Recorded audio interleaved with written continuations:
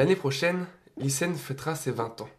Bizarrement, lorsque l'on prend la date 1856, date depuis laquelle la Tasmanie porte son nom, en additionnant les chiffres 1, 8, 5 et 6, nous obtenons 20.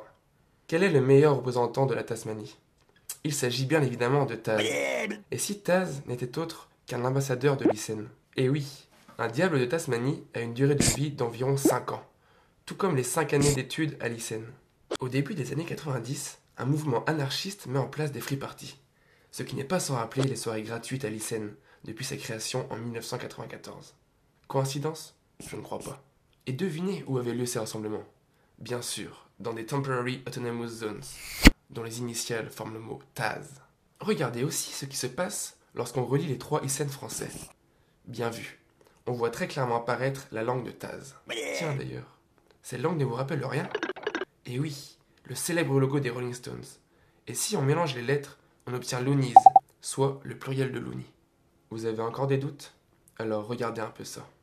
Lorsque l'on prend les noms des membres du groupe, en mélangeant les lettres, on obtient Eisen will be a right in Warner Bros. Soit en français, Lycenne sera une créature dans Warner Bros.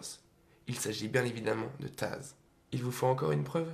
En 1994, date de création de Lycenne et date moyenne de naissance des membres du B2 Looney, sort sur Game Boy le jeu Tazmania, composé de 12 niveaux, tout comme le nombre de bureaux d'études à Lycenne. Maintenant, vous ne pouvez pas dire que vous ne saviez pas.